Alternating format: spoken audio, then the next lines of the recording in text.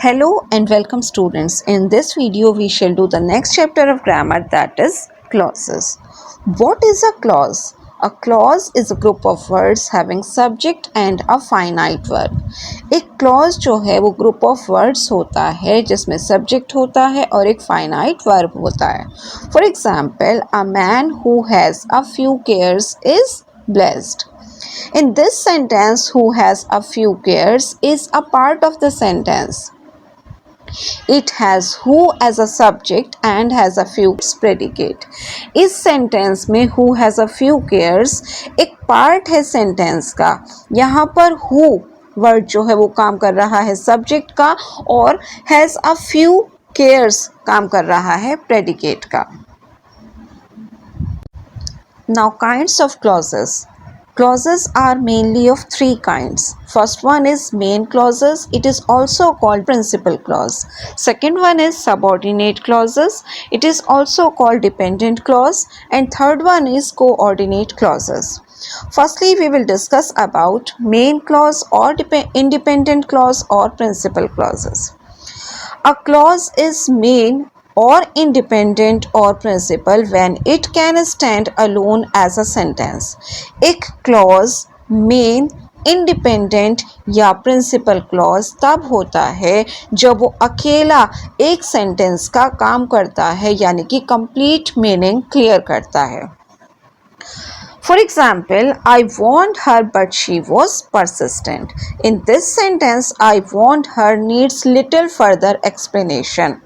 This clause has a subject and a predicate and is able to make an assertion, hence it is an independent clause. इस sentence में I warned her जो है उसमें बहुत कम आगे explain करने की ज़रूरत है. ये एक क्लॉज है क्योंकि इसमें एक सब्जेक्ट है और प्रेडिकेट है और ये एबल है पूरा मीनिंग क्लियर करने में और इसीलिए ये एक इंडिपेंडेंट क्लॉज है. सेकेंड वन इज सबऑर्डिनेट और डिपेंडेंट क्लॉज.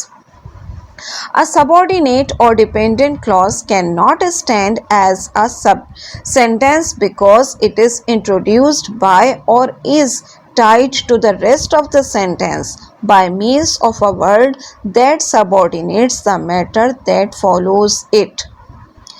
एक सबऑर्डिनेट और डिपेंडेंट क्लॉज जो है वो अकेला एक सेंटेंस का काम नहीं कर सकता क्योंकि इसे इंट्रोड्यूस किया जाता है या फिर ये बंधा होता है, जुड़ा होता है सेंटेंस के बाकी पार्ट से एक वर्ड के ज़रिए या फिर उसके सबऑर्डिनेट्स के ज़रिए जो कि उसके साथ लगे होते हैं. For example, I must admit that I was mistaken.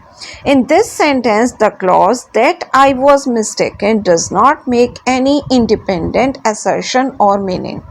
Hence, it is called a subordinate clause.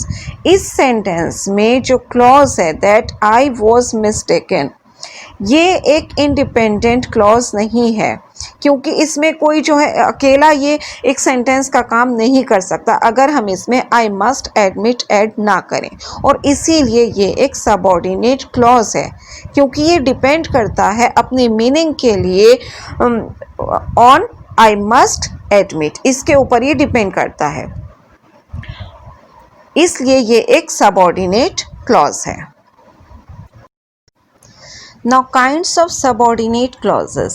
There are three kinds of subordinate clauses. First one is noun clauses, second is adjective clauses and third one is adverb clauses. Firstly, we will discuss about noun clauses. A noun clause does the work of a noun, therefore it can be the subject of a verb, the object of a transitive verb or the object of a preposition. Subordinate clauses जो हैं वो three kinds के होते हैं. First one is noun clauses, second is adjective clauses and third one is adverb clauses.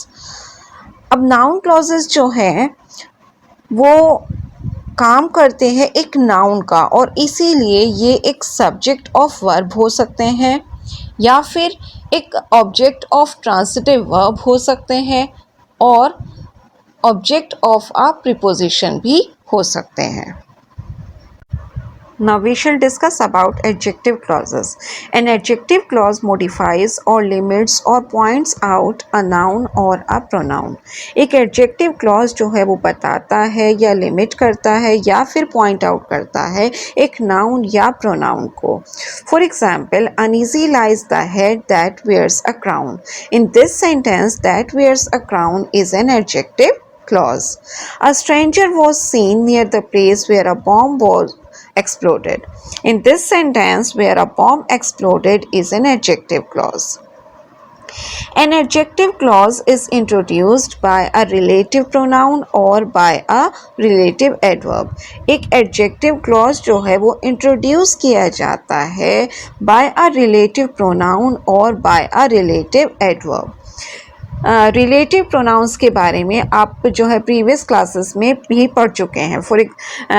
First one is the relative pronoun that may be used are who, whom, what, whose, which, that, etc.